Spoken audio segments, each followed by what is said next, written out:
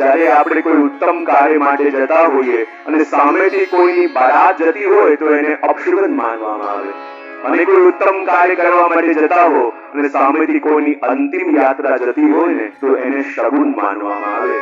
કારણ કે સાચી બારાત આ છે જે આપણને સત્યનું સ્મરણ કરાવે છે, અને એ બારાતો એ છે જે સત્યનું વિસ્મરણ કરાવે છે. તો જુઓ, આ જગતમાં આપણે આવ્યા છીએ તો દરેકે આપણે જવાનું છે.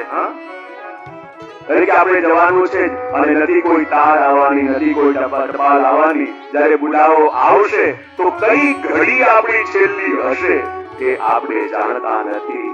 મૃત્યુની કઈ ઘડી પણ જુઓ તો ખરા, વસ્તુ ભેગી કરવામાં આપણે કદાચ જીવન જીવવાનું ચૂકી જતા હોઈએ છીએ. આ મેળવી લઉં, પેલું મેળવી લઉં. અરે જીવનમાં જે ભોગવ્યું, જીવનમાં જે પરિવાર સાથે સમય વ્યતીત કર્યો ને એ જીવન છે. ઘણીવાર ખાલી બેંક બેલેન્સ વધવું એ સક્સેસ નથી, પણ જોડે રહેનારની સાથે તમે કેટલો ક્વોલિટી ટાઈમ સ્પેન્ડ કર્યો, કેટલી આનંદની ક્ષણો જીવનમાં માણી, કેટલી સારી યાદો તમે ભેગી કરી, એ જીવનની સક્સેસ છે. પણ આપણે ખાલી આંકડાઓ વધારવામાં, નંબર્સ વધારવામાં.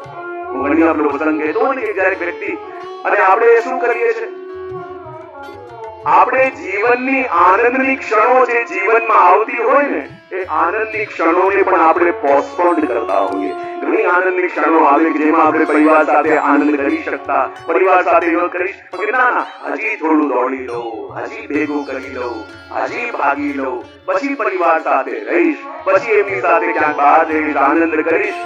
અને એ ક્ષણો ક્યાં ચાલી જાય ખબર ન પડે. જ્યારે પેલા વ્યક્તિએ સંકલ્પ કર્યો કે હમણાં હું દોડી લઉં અને મારા લાઈફનો ગોલ એક જ છે કે જ્યારે 50 કરોડ રૂપિયા ભેગા થઈ જશે ત્યારે હું જીવન જીવવાની શરૂઆત કરીશ, હું ક્યાંક હોલિડે પર જઈશ, મારા પરિવારની સાથે જઈશ, ત્યાં સુધી મારે દોડવું છે અને મહેનત કરવી છે.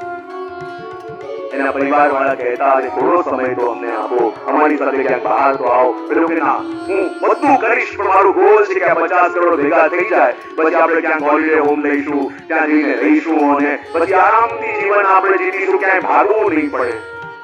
અને આખી જિંદગી ભાગતો રહ્યો, દોડતો રહ્યો.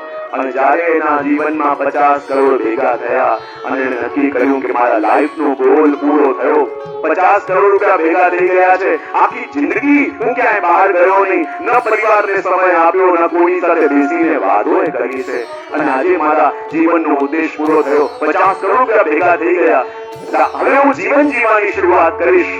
જ્યાં એ વિચારતો હતો ત્યાં જ એના બારણામાંથી કોઈ વ્યક્તિ ઘૂસીને અંદર આવ્યો. એ વિચાર કરે, બારણું તો બંધ છે તો અંદર આવ્યો કેવી રીતે? તમે કોણ, શા માટે આવ્યા છો? ત્યારે મેં કહ્યું કે અમે તમને લેવા માટે આવ્યા છીએ. બોલે, લેવા માટે આવ્યા છે એટલે એનો મતલબ શું? અને બારણું બંધ છે તો કોઈના ઘરમાં આમ ઘુસાય થોડી કેવી રીતે આવ્યા? ત્યારે કહે કે હવે તમારો સમય પૂરો થયો છે અને તમને લેવા માટે હું આવ્યો છું અને તમને લઈને મારે જવાનું છે. એક શું વાત કરો છો? અરે મેં તો જીવન જીવ્યું જ નથી, આખી જિંદગી દોડતો રહ્યો, ભાગતો રહ્યો, અને જે પરિવાર સાથે મારે જીવન જીવવું હતું, મારા બાળકો આખી જિંદગી તરસતા રહ્યા કે પિતા ક્યારે ખોળામાં બેસાડીને વાત કરશે, ક્યારે મોટા થઈ ગયા ખબર ન પડી. મારી પત્ની પ્રતીક્ષા કરતી રહી ક્યારે બે ઘડી બે શબ્દો બોલીશ, પણ મેં ન એમને જોયું ન બાળકોને જોયા. આખી જિંદગી હું દોડતો રહ્યો કે આટલા ભેગા કરું, અને આજે તો મારી એ રકમ ભેગી થઈ છે, મેં જીવન જીવવાનો સંકલ્પ કર્યો છે, તો આજે કેમ કઈ ના આવી શકું? બોલે, એ સંકલ્પ તમારો હતો, અમારો નહીં. તારું આયુષ્ય પૂરું થયું છે, હવે તારે મારી સાથે આવવું પડશે. પેલો કહે, અરે મને થોડો સમય તો આપી દો, કમથી કમ થોડા દિવસો તો આપી દો કે જેમાં મારી પત્ની, મારા બાળકો, મારા માતા પિતા સાથે બેસી શકું, તે ઘણી વાતો કરી શકું. બોલે, એ સંભવ નથી. એ કહે કે ચલો તમને 50 કરોડમાંથી અડધા 25 કરોડ આપી દઉં, હવે તો મને જવા દો, 1 કલાક તો આપો. તારા 25 કરોડ તારા જીવનના 1 કલાકને પણ ખરીદી ન શકે. એ કહે, આ તમને 50 કરોડ આપી દઉં, મને અડધો કલાક તો આપો કે હું મારા બાળકોને જઈને હૃદયથી લગાવી લઉં, હું મારી પત્નીને કહી શકું કે તે તારા મારા માટે કેટલો ભોગ આપ્યો છે, મને અડધો કલાક તો આપો. એ યમદૂતે કહ્યું કે તને અડધો કલાક પણ ના આપી શકીએ. ને ત્યારે એ વ્યક્તિને સમજાયું કે આખી જિંદગી ન મેં મારો વિચાર કર્યો, ન મેં પરિવારનો વિચાર કર્યો, અને આખી જિંદગી ભાગી ભાગીને જે 50 કરોડ ભેગા કર્યા એ મારા જીવનનો અડધો કલાક પણ ખરીદી શકતા નથી. અને મેં આખા જીવનના કેટલા વર્ષો વેડફી નાખ્યા. એ કહે કે મને એવું કરો, મને 1 મિનિટ તો આપી દો. યમદૂતે કહ્યું આટલા વર્ષે તું ના કરી શક્યો, એ 1 મિનિટમાં શું કરી દેવાનો છે? તે કે હું તમારા ચરણોમાં પડું છું, મને ખાલી 1 મિનિટ આપો, મને ખાલી 1 મિનિટ આપો. યમદૂત કહે કે આખી જિંદગી તે વેડફી નાખી, જીવન જીવી ના શક્યો, તો આ 1 મિનિટમાં તું શું કરી દેવાનો હતો? પેલો કે હું વિનંતી કરું છું, મને 1 મિનિટ આપો. ત્યારે યમદૂતે કહ્યું જા, તું પણ યાદ રાખીશ, તને હું 1 મિનિટ આપું છું. ને જ્યાં 1 મિનિટ આપી, પેલો વ્યક્તિ ભાગતો ભાગતો ગયો. એક કાગળ લીધું, એક પેન લીધું, અને કાગળ ઉપર પેનથી એટલું જ લખ્યું કે જ્યારે જીવનમાં ખુશીની પળો આવે તો એને ભોગવી લેજો, એને કાળ ઉપર ટાળતા નહીં, કારણ કે કાલનો કોઈ ભરોસો નહીં. અને એટલા માટે તો કહ્યું કે એક દિવસે ઈચ્છા હોય કે ન હોય આપણે જવું તો પડશે. અને જ્યારે એ લેવા આવશે ત્યારે એમાં કોઈની ભલામણ પણ નહીં ચાલે. એકલીને જાઉં હરિના ધામમાં, ચેતીને ચાલો સંસારમાં. આ સંસારમાં ચેતીને ચાલો એટલા માટે કે ક્યારે લેવા આવી જશે એની કોઈ ગેરંટી નથી. અને પૂછ્યું કે જેનો અંત સમય નજદીક હોય એને શું કરવું જોઈએ? 3 સાધન બતાવ્યા અને કહેવા લાગ્યા તસ્માદ ભારત સર્વાત્મા ભગવાન ઈશ્વરો હરિ શ્રોતવ્ય કીર્તિતવ્યશ્ચ સ્મર્તવ્ય ચેક્ષતાભયમ. જેનું મૃત્યુ નિકટ હોય એને શું કરવું જોઈએ? 3 ઉપાય, 3 સાધન બતાવ્યા. બોલે મૃત્યુ નિકટ હોય એને આ 3 સાધન કરવા જોઈએ. સૌથી પહેલા કહ્યું શ્રોતવ્ય, પછી કીર્તિતવ્ય, સ્મર્તવ્ય. બોલે પ્રભુના લીલાઓનું શ્રવણ કરવું, પ્રભુના ગુણગાન ગાવા અને પ્રભુનું સ્મરણ કરવું. આ 3 ઉપાય બતાવ્યા. અને શ્રવણ કરવું કોને કહેવાય? ખાલી સાંભળવા બેસીએ, સાંભળવા માટે આવ્યા અને સાંભળી રહ્યા છીએ, ખાલી એ જ શ્રવણ નથી. કારણ કે સાંભળી રહ્યા છો એવું કદાચ મને ભ્રમ પણ થઈ શકે. તમે અહીંયા બેઠા છો અને એવો અભિનય કરી રહ્યા છો કે તમે સારી રીતે સાંભળી રહ્યા છો, પણ હોઈ શકે ચિત્ત તો ક્યાંય પડતું હોય. તો સાંભળવું કોને કહેવાય? શ્રવણ કોને કહેવાય? સાંભળવા માટે આવ્યા એ શ્રવણ નહીં, પણ એવી અવસ્થા આવી જાય કે પ્રભુનું ગુણગાન સાંભળ્યા વિના રહી ન શકાય. જેવી રીતે માછલીને જલમાંથી દૂર કરો અને જલથી દૂર જઈને જેવી રીતે માછલી તડપે છે કે જાગો મન લાગ્યો ગોપાલ સો, તારી ઓર ના કछु ભાવે હો, લેકર મીન दूध में રાખો, જલ भी न सचु नहीं पावे हो. એ માછલીને કોઈ કહી દે કે તને તું આટલા સમયથી આટલા યુગોથી પાણીમાં રહે છે, તને દૂધમાં રાખીએ તો બહુ કિંમતી છે, તો બહુ અનમોલ છે, એમાં બહુ જ ગુણો છે, પણ માછલી પાણીને છોડીને દૂધ પાસે નહીં જાય, કારણ કે જલમાં રહેવું એ માછલીનો શોખ નહીં, જલ એ માછલીનું જીવન છે. તો સાંભળવા માટે આવ્યા, આવવું પડે. કદાચ બોલાવ્યા માટે આવ્યા, કદાચ આમંત્રણ મળ્યું માટે આવ્યા, પણ એવી અવસ્થા આવી જાય કે સાંભળ્યા વિના રહી ન શકાય. ત્યારે માનવાનું કે આ શ્રવણ ભક્તિ સિદ્ધ થઈ. બીજી છે કીર્તન ભક્તિ. પ્રભુની લીલાનું ગુણગાન કરીએ એ તો કીર્તન છે જ, પણ ગુણગાન કર્યું ક્યારે કહેવાય કે જીવનમાં એવી અવસ્થા આવી જાય કે પ્રભુના ગુણગાન ગાયા વિના રહી ન શકાય.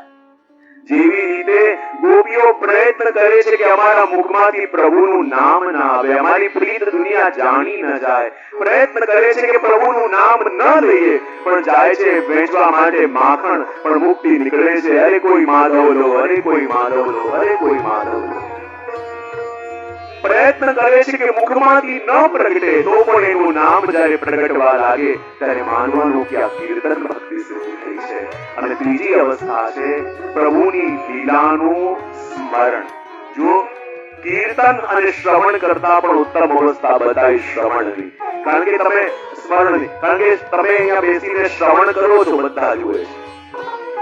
તમે બેસીને ગુણગાન કરો છો, બધા જુએ છે, પણ તમે કોને યાદ કરો છો એ કોઈ જોઈ ન શકે. તમે સાંભળો એમ કોઈ કહી શકે, તમે ગાઓ એમ કોઈ કહી શકે, પણ તમે એને યાદ કરો એ તમને કોઈ કહી ન શકે. કારણ કે એ તમારી બીજી સંપત્તિ છે. કારણ કે યાદ એને જ કરાય કે જે આપણા હૈયામાં આવીને વસી ગયું હોય. આ મન એનું જ ચિંતન કરે છે કે જેના એક સ્વરૂપને આપણે આપણા હૃદયમાં વસાવી દીધું હોય. આ મન એને જ યાદ કરે. અને સ્મરણ કોને કહેવાય? કોઈને યાદ કરવા પડે એ સ્મરણ નહીં, પણ ભૂલવાનો પ્રયત્ન કરીએ તો પણ ભૂલી ન શકાય, એને સ્મરણ સિદ્ધ થયું કહેવાય.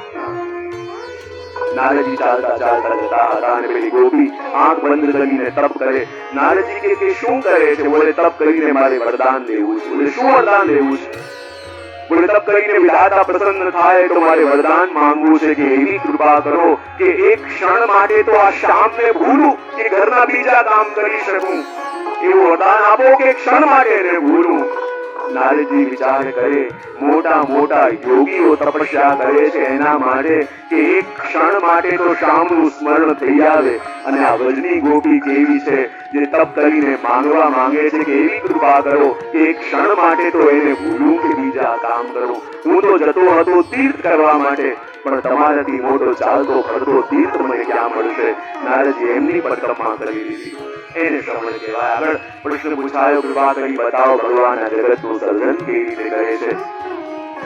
ક્ષીરસાગરમાં શેષૈયા પર ભગવાન પડેલા છે. એમના નાભીમાંથી એક કમળ પ્રગટ્યું.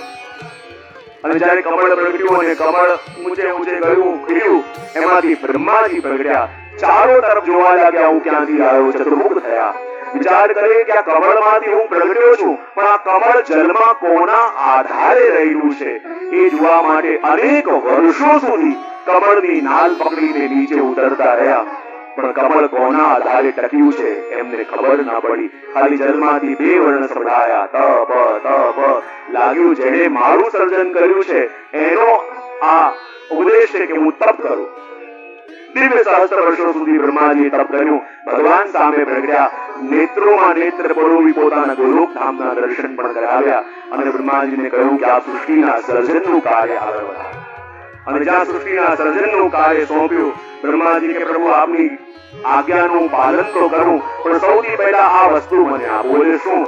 પહેલા માંગ્યું બરાબર જ્ઞાન મને આપો. બોલે શું?